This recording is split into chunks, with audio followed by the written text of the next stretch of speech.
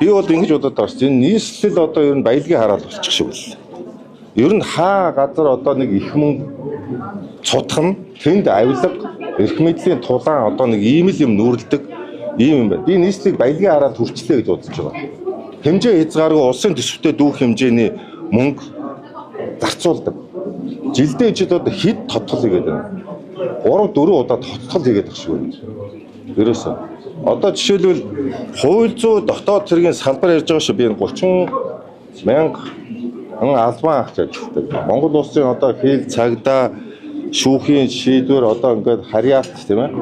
Эмнэлэг одоо ингээд сургууль энэ хэмжээний одоо байгууллагын жилийн шинэ хөрөнгө оруулалтын төсөвчид 40 гаруй тэрбум шүү дээ. 40 гаруй тэрбум. Тэгэхэд одоо жишээлбэл зөвхөн нийслэлийн гэмтэргээс өртсөн сэргийлэх зардлын төсөв 60 тэрбум гарцсан юм шүү дээ. Юу игээд байна? Ер нь нийслэл өөрт нь асуудал байгаа гэсэн. Гэхдээ ер нь нэг юм баялагын хараад хүртсэн байх шиг байна. Ер нь одоо энэ нийслэлийн төсвийг ба штэ. Би одоо нэг аудитын байгуулагч тэр хуулийн хэлтийн байгуулагч тэр иж бүрэн цог шалгах цаг нь болцсон юм байна гэж бодож байгаа.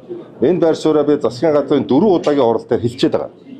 4 удаагийн хурал дээр тодорхой асуудлуудаар засгийн газар дээр би байр сууриа илэрхийлчихэд байгаа.